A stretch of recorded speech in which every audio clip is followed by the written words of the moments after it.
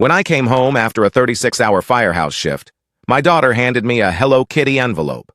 I thought it was a drawing. It was divorce papers. No note, no explanation. Just her childish handwriting across the front. From Mommy. My son's room was stripped, his bed gone, closet empty. I hadn't even known she moved him out. What the hell had just happened? The smell of gasoline and stale fast food still clung to my uniform when I dropped my gear bag by the door. I was running on 3 hours of sleep and fumes. All I wanted was a shower, a warm beer, and a hug from my kids. Instead, my 9-year-old daughter, Willa, ran up to me with a pink envelope and said, "Mommy said give this to you first." I smiled, tired, but warm. "Is it a picture, baby?" She shook her head. "Nope. It's from Mommy." From Mommy. I opened it with one hand while hugging her with the other. What came out wasn't a picture. It was a cold, sterile manila, divorce packet with her signature scribbled in ink like a slap across the face. A post-it was stuck to it. "Don't make this harder than it has to be." You know why. I didn't. I staggered into the kitchen, stunned, flipping through pages of custody filings, asset breakdowns, restraining orders, what? And relocation approvals. Then I noticed something. Silence. Too much silence. "Where's your brother?" I asked. Willa blinked up at me. "He's at Grandma's. Mommy said he's staying there now." "What? Since when?" "Yesterday. She packed his stuff while you were sleeping at work. I ran upstairs. His room was bare, empty, no books, no clothes, no Lego bricks. His bed was gone, the actual bed. His gaming chair, too. Only a rug and a single poster left curling on the wall. I was shaking. I sat on his floor like a man shot in the chest. I dialed her number. No answer. Again. Straight to voicemail. I called her mom. "Where is my son?" A pause. "Sweetheart, Jessa just needs time. You both need space." "You helped her kidnap our son?" "That's a strong word." "Is he okay?" "Yes, but you're making this harder." I hung up. I called my buddy Micah, fellow firefighter, trusted friend. "She served me through Willa, moved my son out. What do I do?" "Jesus, Tate. You want me to come over?" "No, I want to know what's going on." 3 hours later, I found out, from a text, a screenshot to be exact, my cousin Milo, the gossip magnet of our family, sent me a screenshot of a Facebook post Jessa made the night before. Her caption? "New chapter, learning to protect our peace." The photo? My wife, my son, a man I didn't recognize, all smiling in front of a moving truck. Who was he? "Dude," Milo wrote. "Who the hell is this guy?" I zoomed in. His hand was on my son's shoulder. Jessa's hair was curled. She never curled her hair for me. My world cracked open. Not only had she filed for divorce, she already had another guy. And she introduced him to my kid, behind my back, while I was saving lives, in a warehouse blaze. While I was coughing up smoke and dragging bodies out of flames, I tried to stay calm. I tried to think, but all I could see was that man's hand on my boy's shoulder, and Willa downstairs in the living room, watching cartoons, blissfully unaware that her family had just exploded. I couldn't breathe. I called Jessa again. Still, no answer. I texted, "Me. Who is he?" "Me. Why is he with our son?" "Me. How could you do this?" 3 dots appeared, then disappeared. No reply, just silence. Then around midnight I heard Willa crying in her sleep. I went into her room. She had one of Jessa's hoodies balled up like a teddy bear. "Daddy?" she mumbled. "Is Mommy coming? Back?" I didn't answer. I sat beside her, watching her sleep, feeling my soul fall apart one piece at a time, and at that moment I realized I wasn't just being divorced. I was being erased, deliberately, quietly, and I had no idea why. But I was going to find out, even if it burned everything down. I didn't sleep that night. I sat in the kitchen with the lights off, drinking a warm Coors Light and rereading the divorce papers like they might suddenly make sense if I blinked enough. My hands shook. My chest burned. And all I could think was, she did this while I was risking my life for strangers. In one of the custody filings, there was a name listed under cohabitant exposure concerns.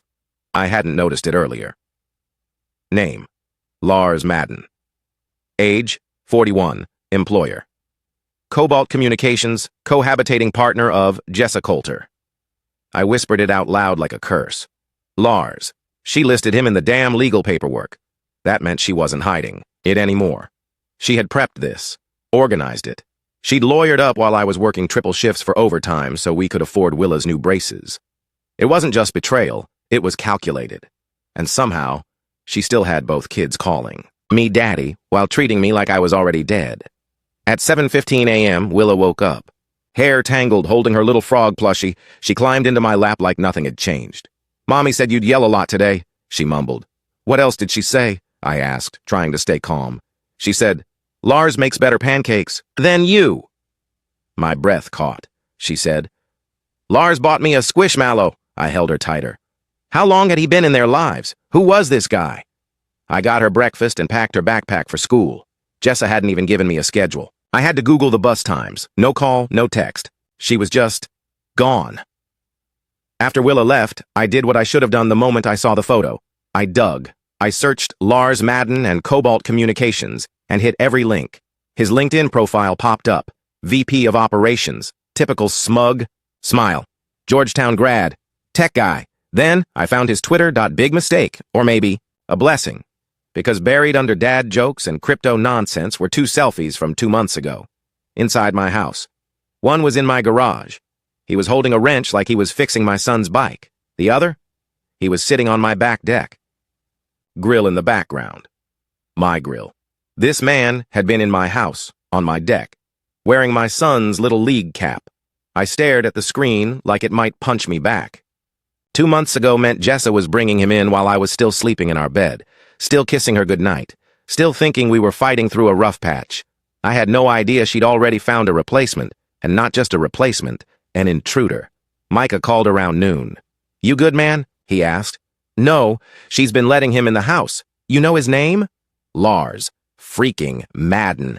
Sounds like a guy who orders almond milk lattes and explains Spotify algorithms at parties. He's been in my house, man. You need a lawyer.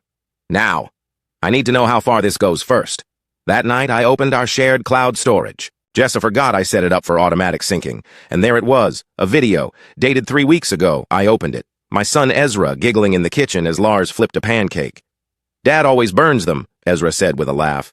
"Not this, Dad," Lars replied with a wink at the camera. "Not this, Dad?" I dropped my phone. It skittered across the tile floor. He called himself Dad. He said it like it was normal, like he already owned that word in my house, like I didn't exist. I picked up my phone, shaking. I texted Jessa again. Me.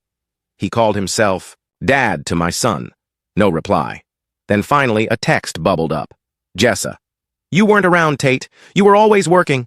Me. "To provide, to survive." Jessa. "That's not what we needed." Me. "What you needed was another man." "In my house?" Jessa. "You left a void." No apology. No shame. Just justification. She left me and filled the space before I even knew it was empty. That night, I stared at our wedding photo for a full hour.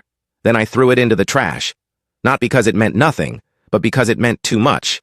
And everything it meant had become a lie.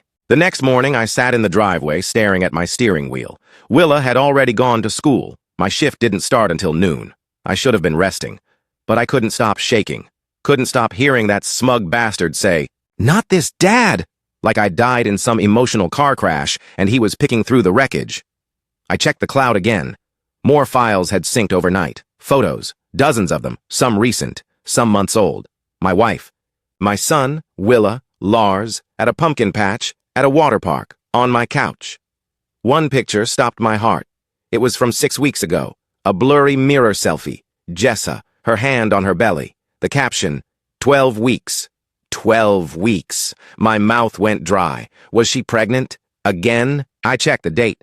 12 weeks ago, I'd been working triple shifts for wildfire season down in Garland Ridge. I was gone for 5 days straight. We hadn't even been intimate in months. No, no, no, no.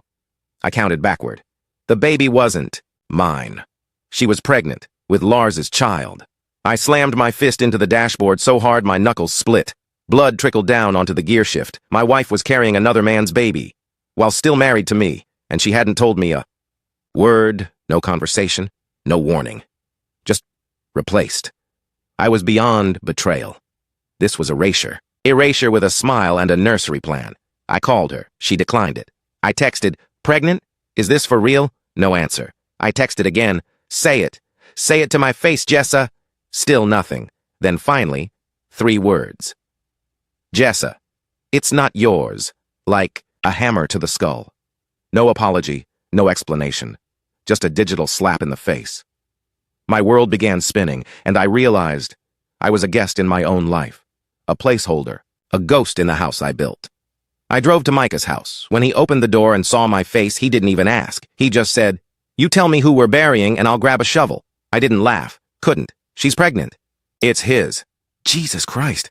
And she acted like I should have known, like this was reasonable. "You've been busting your ass for her and the kids." I thought we were building something, man. Turns out I was just the scaffolding. He poured me a whiskey. So what now? I stared into the glass. I want to burn this whole fantasy down. That night I did something I swore I never would. I opened Willa's school tablet. Yes, I know, that was a low blow. But I needed answers. Her messages were innocent. Lots of emojis, videos of cats. Until I found a chat labeled Mom and Lars. She'd been texting them both at the same time, and then I saw it, a message from Lars. "Hey kiddo, don't worry, soon we'll all be together in the new house. Daddy Lars promises." Daddy Lars? What the actual hell? My stomach turned. How long had this been going on? How many lies had they told my daughter? Then I noticed a shared calendar invite on the tablet. Title, Family Court Hearing. Petition for full custody. Location, Franklin County Courthouse. Date, 1 week from now, I was going to be ambushed. They were planning to take both kids. Full custody, without warning, without a fight, and I almost missed it, because they'd sent the notification to Willa's account, not mine. I was done being blindsided. I screenshotted everything, sent it to my new lawyer. Yeah, I hired one that afternoon. Someone who looked like she could legally dismember people and smile while doing it. I wrote, "Me. They're manipulating my daughter. Gaslighting her. Planning a legal ambush. This is war." My lawyer replied in under a minute. "Mara, my attorney. Oh, honey. They made a mistake messing with a firefighter. Let's burn this slow in public."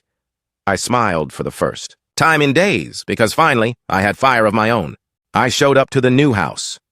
You won't believe what I found. I didn't sleep. Again. While the world spun on, I was in full information extraction mode. I dug deeper than I ever thought I could. Jessa and Lars underestimated me, like I'd just roll over and let them raise my kids in some pastel-colored fairy tale built on betrayal. I wasn't just angry anymore. I was methodical. The next morning, I called off my shift. I never missed work. But today was personal. I started with the calendar. The event Willa's tablet showed mentioned a new house. It was connected to an address I didn't recognize, somewhere north of town. I looked it up. Turner Acres. A gated development. Cookie-cutter modern homes with white fences and happy little mailboxes. How cute. I drove there. No hesitation. The gate was open. Construction trucks coming in and out. I found the address. Lot 17B, a 2-story prefab monstrosity that looked like someone had copied it out of a Pinterest board. Lawn still dirt, curtains in one window. Someone lived here already. I parked across the street and waited. 30 minutes later, a car pulled in. I froze. It was Jessa's SUV. She stepped out. With Ezra. My son. He was holding Lars's hand. I stayed in the car, my hands locked on the wheel, breathing, shallow, watching like a ghost on the outside of my own life. Jessa smiled, kissed Lars on the cheek. Ezra ran ahead toward the door, happy, too happy. That house wasn't just a plan.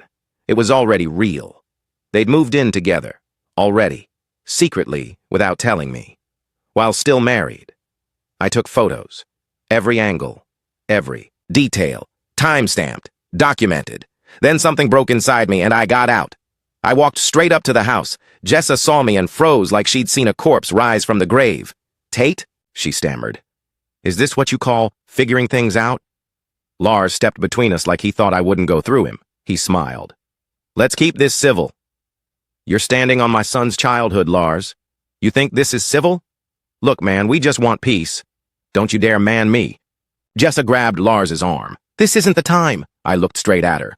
"You moved my son into a stranger's house behind my back." "He's not a stranger." "He is to me. And you dragged my daughter into this like she was your delivery girl for divorce papers." She blinked hard. "We didn't mean for it to happen this way." "Really? Then what do you call this? Domestic espionage?" Lars opened his mouth. I pointed straight at him. Say one more word, and I'll plaster those Twitter selfies of you in my garage all over your precious Cobalt communications. He went silent. I turned to Ezra, who stood in the doorway holding a toy helicopter. He looked confused, tired.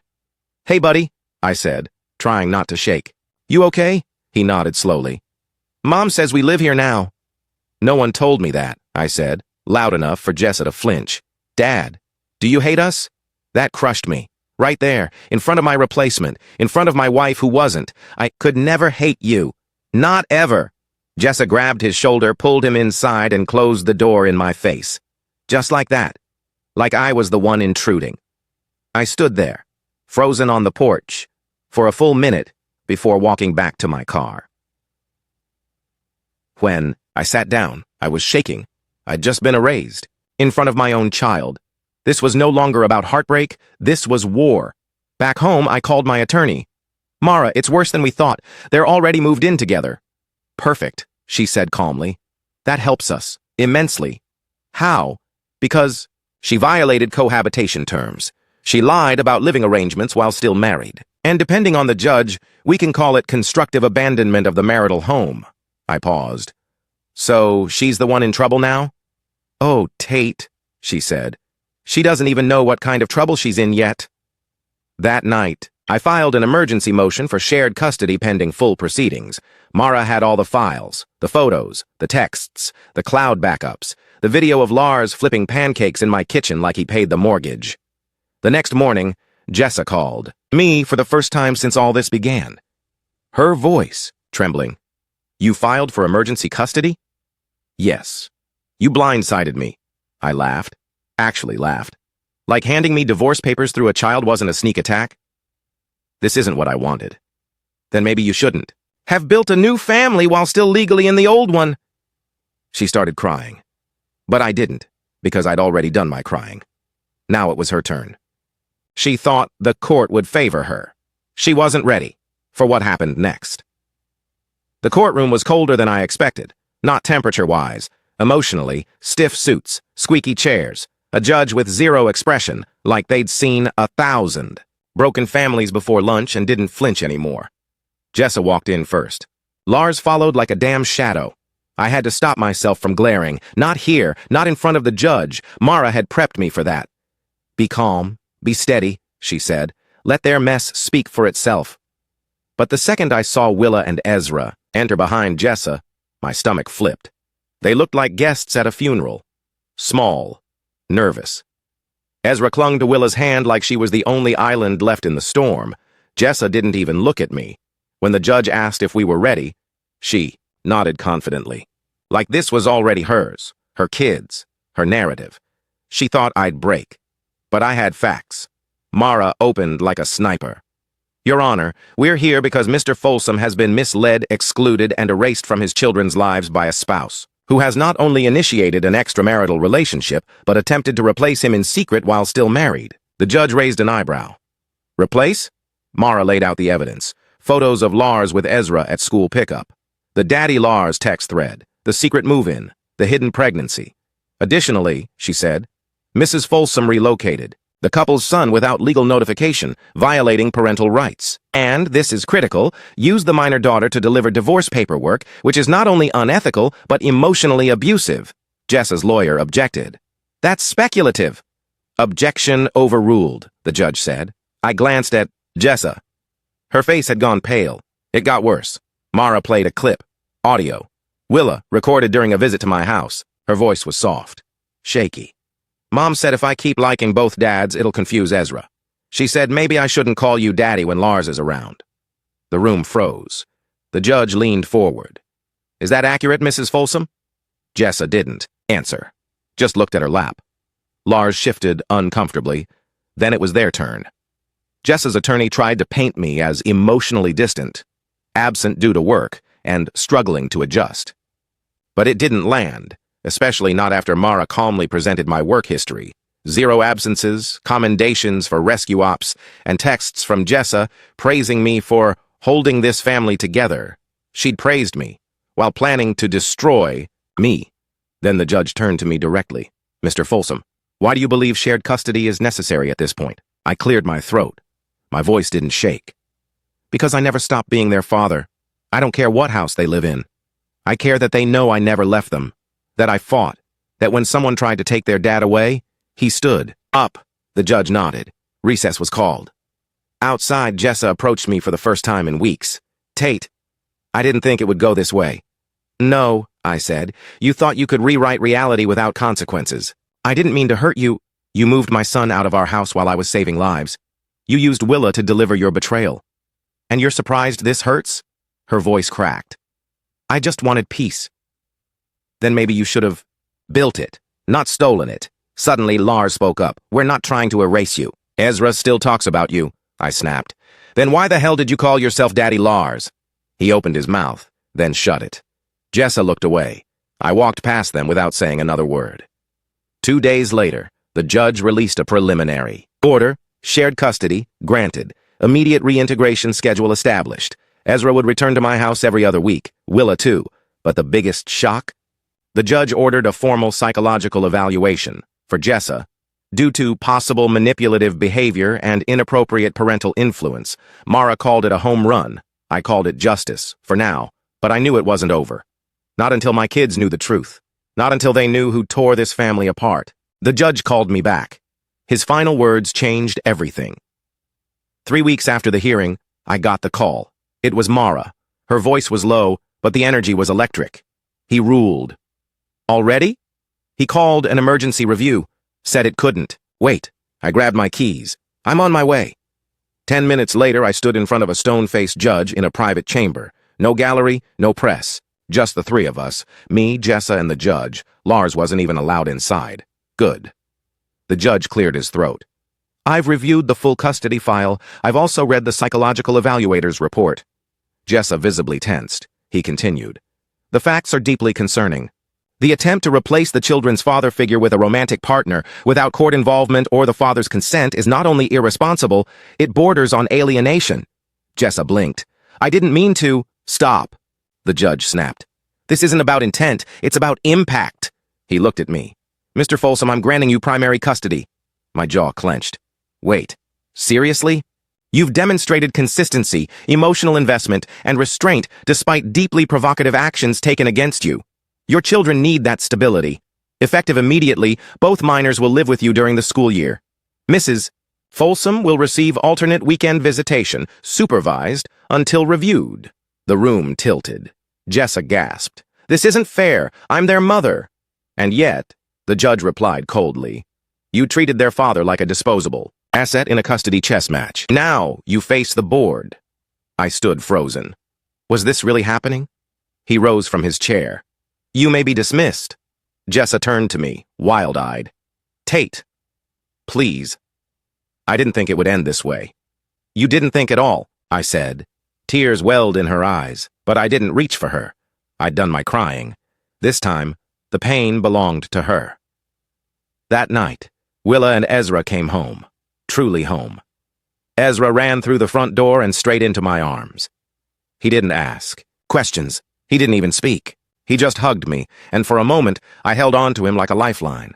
Willa looked older than 9. She stood in the doorway and whispered, Are we staying?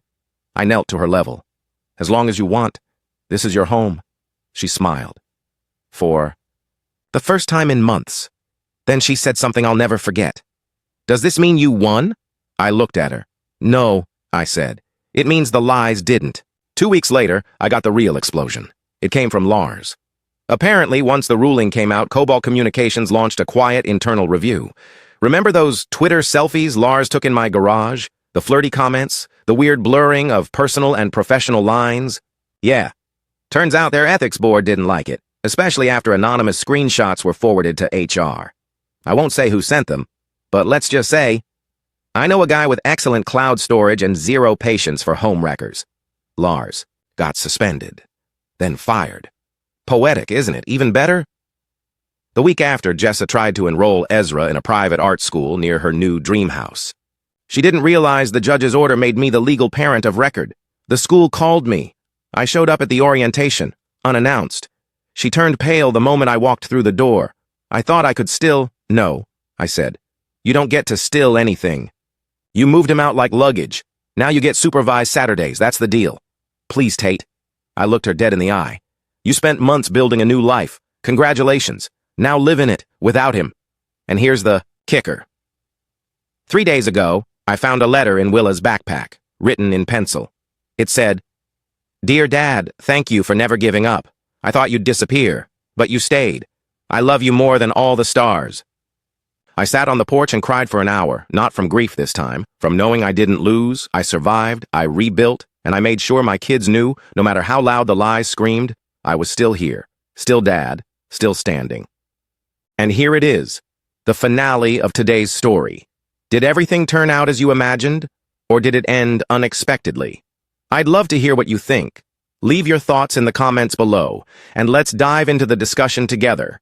If this story kept you in suspense, don't forget to give it a thumbs up. And if you haven't signed up yet, what are you waiting for? This is your chance to join an incredible community where exciting new stories unfold every day. Click the subscribe button and turn on notifications to stay up to date. Thanks for your attention and see you on your new adventures.